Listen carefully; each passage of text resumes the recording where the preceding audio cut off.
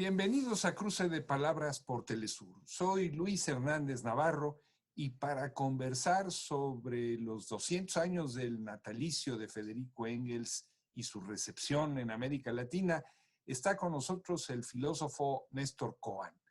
Néstor es argentino, uno de los más grandes intelectuales latinoamericanos vivos, autor de más de 25 libros, un gran conocedor tanto de la teoría marxista como de la realidad latinoamericana.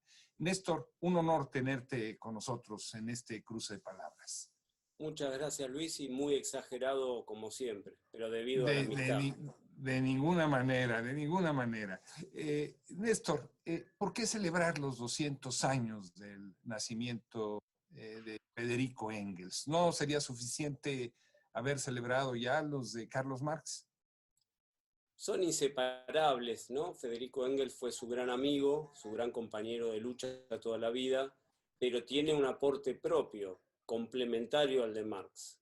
El mismo Engels reconocía que en el mejor de los casos era muy modesto, decía: nosotros somos personas de talento, pero Carlos Marx es un genio. Entonces él reconocía que le dedicó gran parte de su vida a complementar, a acompañar, a ayudar la lucha de Marx. ¿Por qué recordarlo hoy? Y porque es un gran rebelde, que fue precursor en una cantidad muy grande de problemáticas actuales.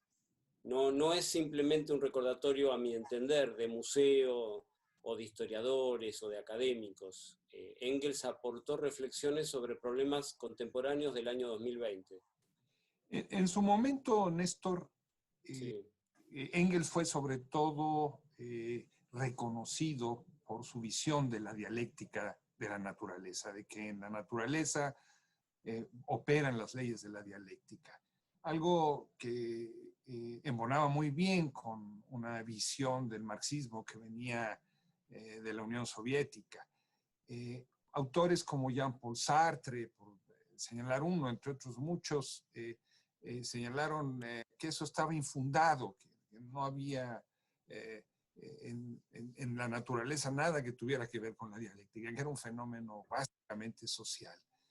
¿Cuál es tu punto de vista sobre esta crítica y sobre este planteamiento? A mí me encantan tus entrevistas porque siempre van al meollo de las discusiones, ¿no? Y lo cual demuestra el conocimiento que tienes detrás de esa modestia.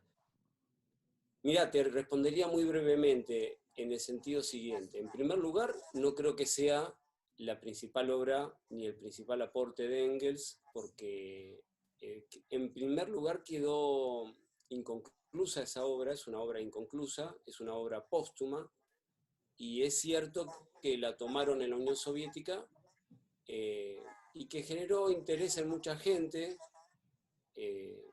Sartre la cuestionó, es verdad, pero gran parte del llamado marxismo occidental la cuestionó. Antonio Gramsci, mucho más elegantemente que Sartre, también la cuestionó. Como dato anecdótico, pero para América Latina, para nuestra América, te contaría que Ernesto Che Guevara, en su mochila insurgente, se llevó entre una cantidad enorme de libros y se leyó en Bolivia, en la selva boliviana, la dialéctica de la naturaleza, y hace observaciones críticas también. Dice que es una obra muy interesante, pero tiene una serie de errores. Entonces generó mucho interés esa obra. Y hay un filósofo italiano muy poco conocido, muy poco transitado, Giuseppe Prestipino, que escribió un libro entero sobre el pensamiento filosófico de Engels, tratando de demostrar que allí había núcleos, aunque gran parte de sus hipótesis no fueran pertinentes para la ciencia contemporánea, había núcleos muy interesantes, muy sugestivos para una mirada ecológica, que hoy sí está a la orden del día, ¿no? Frente a la crisis sistémica de esta sociedad capitalista mundial que amenaza con destruir no solo a la madre naturaleza, sino a la propia especie humana. Entonces, creo que esa sería una posible respuesta. Hasta el Che Guevara se lo llevó para leer a Bolivia. Lo leyó Lukács en Historia y Conciencia de Clase críticamente, lo leyó Antonio Gramsci, Sartre. a pesar de que los soviéticos la defendían. Pero no creo que sea el núcleo del pensamiento de Engels, no creo que sea lo más actual de él. Creo ¿Cuál que hay sería otro... entonces, según tu punto de vista, el corazón de su pensamiento? Sus estudios sobre la clase obrera en Inglaterra, sus estudios sobre la lucha de clases, su propuesta para el Partido Socialdemócrata Alemán. ¿Dónde estaría el corazón del pensamiento engelsiano? Bueno, yo enumeraría así a vuelo de pájaro y muy sintéticamente 6 núcleos que les encuentro mucha más actualidad, mucha más pertinencia, ¿no? En primer lugar, Engels es el que publica el tomo 2 y tomo 3 del Capital. O sea, podemos conocer la obra completa, que igual quedó incompleta, porque es un escrito incompleto el Capital, inconcluso, porque su autor se murió, pero Engels publicó el tomo 2 y el tomo 3. En segundo lugar, además, es el que inicia a Marx, a su gran amigo y su gran compañero de toda la vida, en el interés por la crítica de la economía política, porque Engels se había ido a vivir a Inglaterra y vio en Manchester los efectos nefastos de la sociedad capitalista sobre la clase trabajadora, sobre las mujeres, sobre el trabajo infantil. Entonces escribe una crítica muy sintética, plagada de errores e inexactitudes, porque todavía no comprendía esta teoría.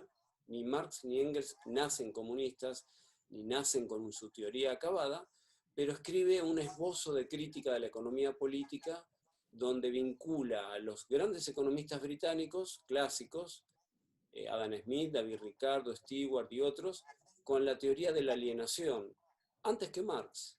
Y Marx denomina ese esbozo genial esbozo que me abrió la puerta a todo mi programa de crítica a la economía política.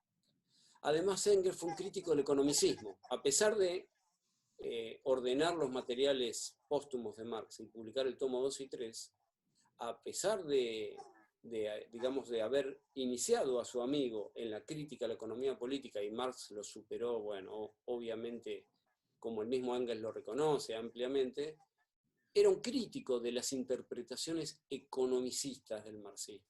¿Dónde lo encontramos eso? Bueno, lo encontramos en una carta de 1890 a un señor que se llamaba Bloch, donde él dice: nosotros, Marx y yo, le demos importancia a los fenómenos económicos, pero no determinan todo el mundo de la sociedad, no determinan la política de manera lineal, ni la cultura, ni la ideología. Carta de 1890, ya su amigo Marx había muerto, y en el prólogo al tomo 3 del Capital, en 1894, que Engels lo escribe un año antes de morir, critica duramente, pero lo demuele, a mi entender, a Achilles Loria, que era un divulgador italiano que interpretaba el socialismo, el comunismo y el marxismo como una teoría economicista, donde la clave de todos los factores sería la economía. Engels dice: este señor no entendió nada, nosotros jamás quisimos hacer eso, del Capital no se deduce una mirada economicista, sino una crítica de la economía política. Está en el prólogo al tomo 3 del Capital. Rara vez alguien lo lee. Pero no se quedó ahí. Otro gran aporte fue su reivindicación del cristianismo revolucionario. Mirá, Luis, la importancia para la historia de nuestra América. Él Que escribe retomaría Kautsky más adelante. Exactamente, pero él escribe un libro que nadie lo lee, porque entre las obras que todo el mundo menciona, yo creo que ni los militantes marxistas más fanáticos, ni los adversarios del marxismo, que se pasan escribiendo biografías comerciales. Yo te quería mostrar algunas, una de Tristan Hunt, un gentleman comunista, se le ocurrieron ponerle en Barcelona, aunque su título en inglés es distinto porque es un británico, que bueno, no es un simpatizante de Engels para nada. Hay biografías de la Alemania del Este, de la República Democrática Alemana, biografías soviéticas, y bueno, la más exhaustiva, la de Gustav Meyer, la más gordita, mirá, bueno, hay una cantidad enorme de biografías, algunas interesantes y muchas comerciales. Nadie le da importancia a un libro fundamental de Engels, Las guerras campesinas en Alemania, donde él intenta hacer una historia secular de la Reforma Protestante. Y es de 1850 el libro. Sí, Y sobre allí Thomas Müntzer Bueno, vos sos un gran erudito, o No, sea, no, no, no, no.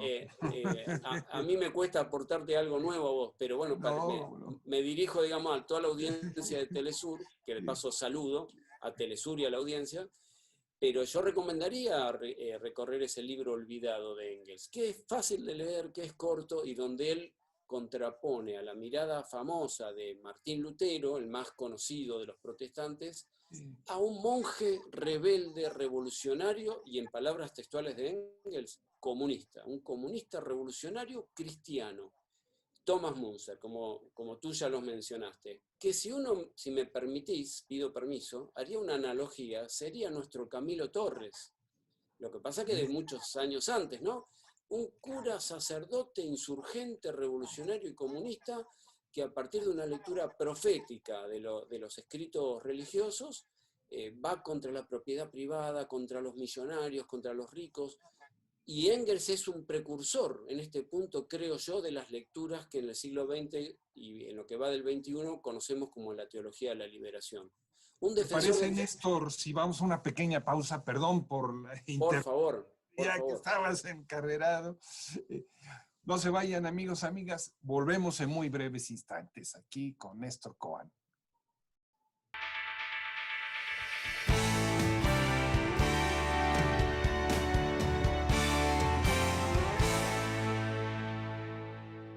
Estamos ya de vuelta en este cruce de palabras conversando con el filósofo argentino Néstor Cohen, una de las figuras intelectuales de la izquierda latinoamericana más originales, eruditas y relevantes.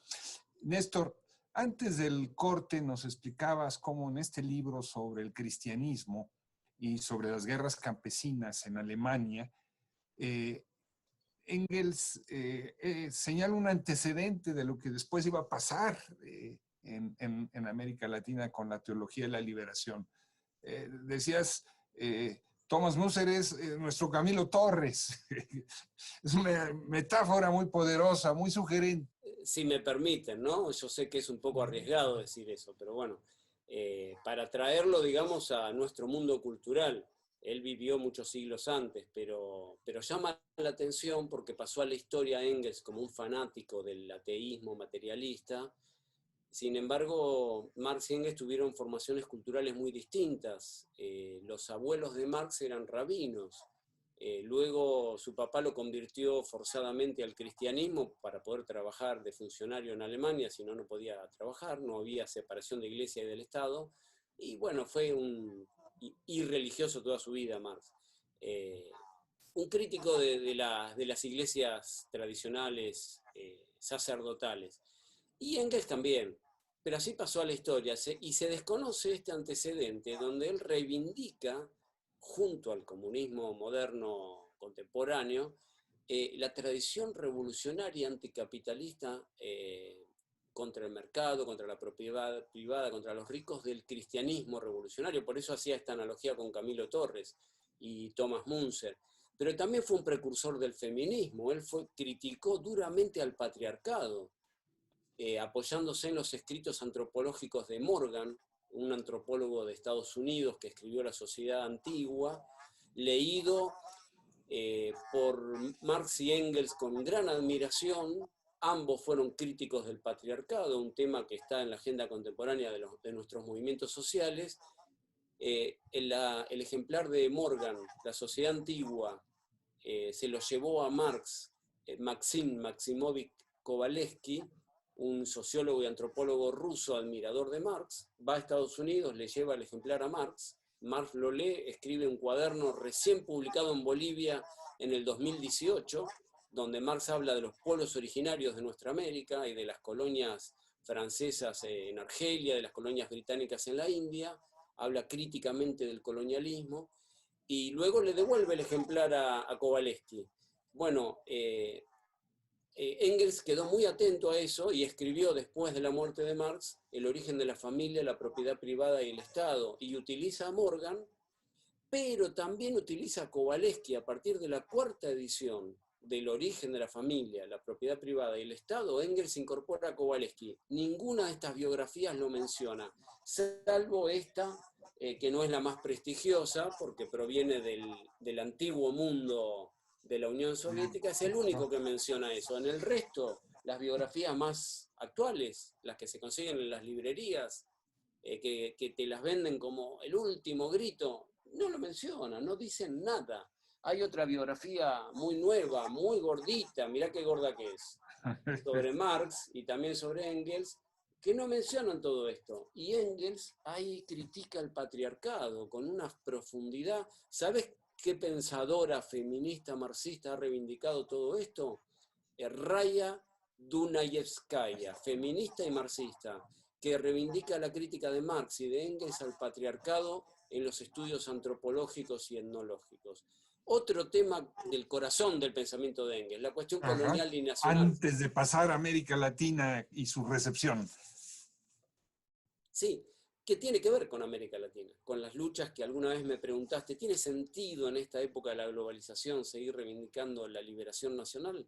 Yo recuerdo una pregunta que me hiciste hace un par de años en una entrevista de Telesur. Yo te decía, yo considero que sí, que junto al proyecto socialista y de la patria grande, la lucha anticolonialista no puede ser reducida a un estudio académico de pensamiento llamado postcolonial o decolonial, dos corrientes diferentes enfrentadas entre sí.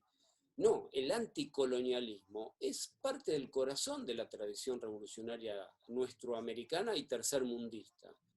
Y Engels, junto con Marx, fueron dos pensadores que, aunque en sus comienzos metieron la pata porque tenían una concepción muy limitada del mundo, en la década del 40 y a comienzos del 50, a medida que pasan los años van cambiando, y eso es lo que muy poca gente conoce.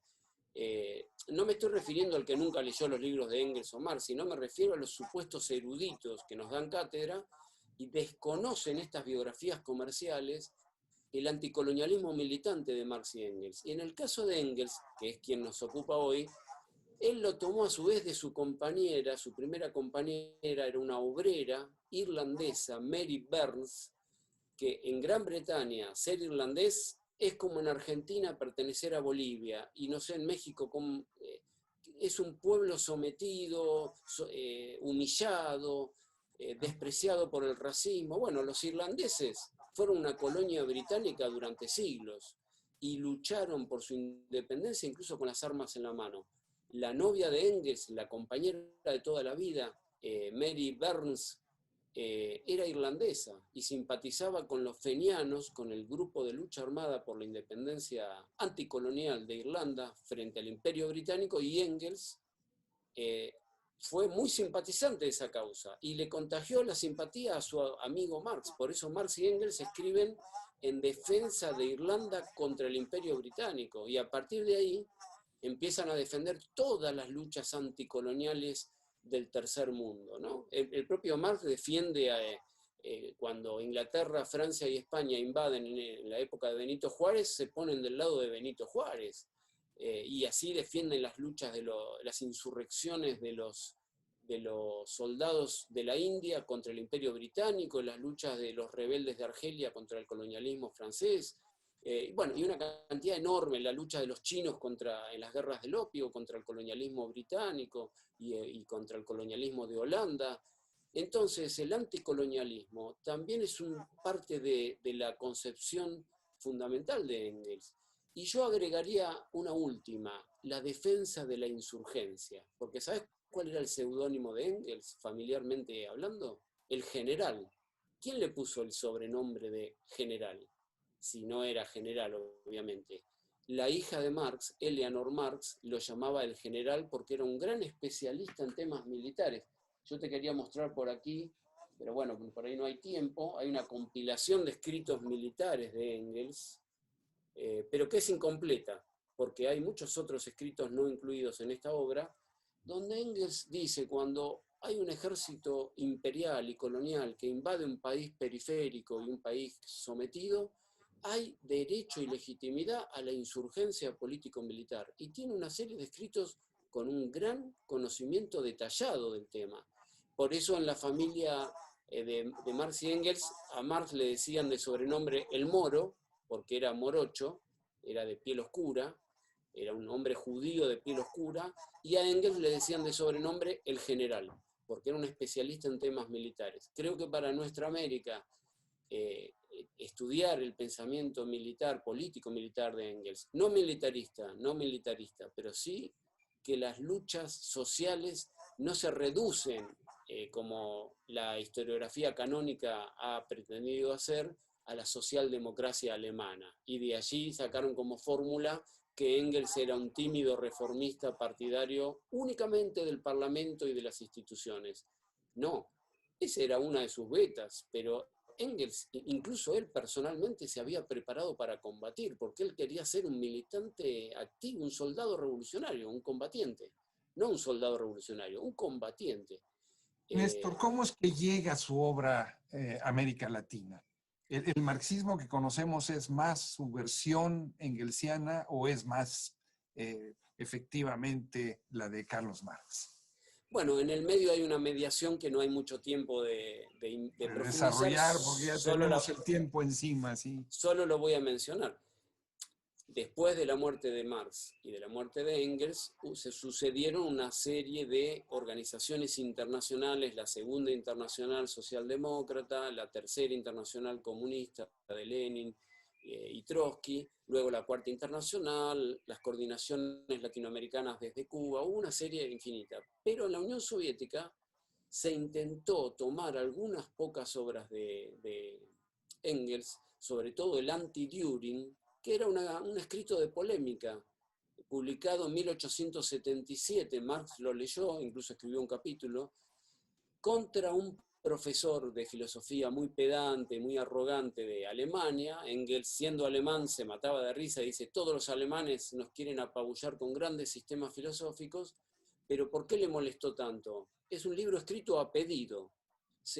Karl Liebknecht, un alemán, comunista alemán, le escribe a Engels, que está en Inglaterra, y le dice, mirá, acá hay un profesor que está ganando cierto consenso en el Partido Socialista Obrero, tendrías que criticarlo. Engels le escribe a Marx y dice, ¿qué hago? Y Marx dice, el personaje es de segunda línea, nadie se va a acordar de él, y efectivamente, hoy nadie se acuerda de Düring. Karl Eugen Düring, Eugenio Düring. Nadie se acuerda de él. Todos nos acordamos de la crítica que Engels le hizo, que se llama La subversión de la ciencia por el señor Düring, o popularmente conocido el anti-Düring. Pero es un libro de polémica escrito a pedido, donde como Düring se metía en 25.000 temas porque quería construir un gran sistema cosmológico, Engels no le quedó más remedio, como él mismo dice en el prólogo, no me quedó más remedio que seguirlo en todos los capítulos donde Düring decía una serie de, digamos, de una teoría distorsionada del socialismo, una imagen muy caricaturesca, no me quedó más remedio que contestarle en todos los terrenos.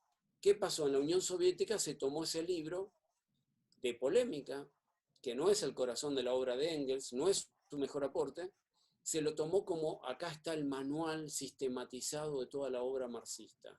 Y se lo completó con otra obra polémica, escrita por Lenin, Materialismo y Empiriocriticismo, que tiene el mismo carácter, una obra polémica contra otra corriente política.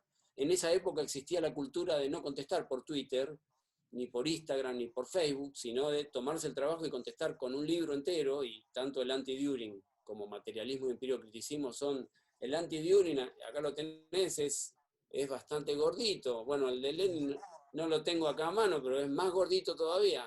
Era el estilo de la época, gente muy seria, pero eran libros polémicos. En la Unión Soviética se intentó codificar esto como un sistema cerrado, y ese fue el Engels que llegó a nuestra América. Un Engels convertido casi en un pensador metafísico de la cosmología universal. No se tomaron las otras dimensiones, su crítica al patriarcado, su defensa de la ecología. Vos mencionaste un libro formidable, La situación de la clase obrera en Inglaterra. Él, llevado de la mano de su novia Mary Burns, con quien nunca se casó porque Engels era un crítico del matrimonio, y por eso fue muy criticado, ¿no? Y los biógrafos comerciales dicen, bueno, este hombre, a mí me indignó cuando leí esa biografía, dice, le gustaban las mujeres caras. Yo no entiendo qué significa la palabra mujer cara o mujer barata. Me indignó esta biografía comercial. decía Luis, y si me ven los editores de Anagrama, les sugeriría que revisen antes de publicar ese tipo de cosas.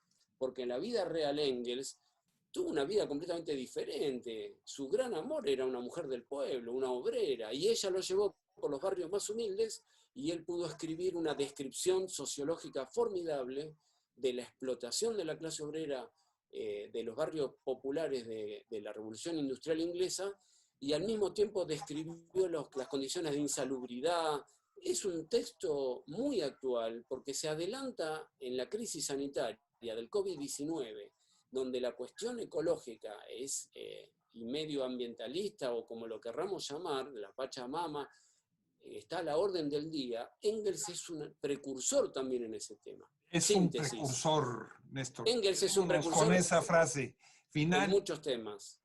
Muchísimas gracias, Néstor Cohen, por esta visión panorámica que nos ofreces de un personaje apasionante. Y ustedes, amigos, muchas gracias por su amable compañía el día de hoy aquí en Cruce de Palabras por Telesur. Nos faltaron media hora más, una hora más para seguir conversando con Néstor. Ya lo haremos más adelante. Hasta la próxima. Un abrazo grande. Y saludo a toda la audiencia.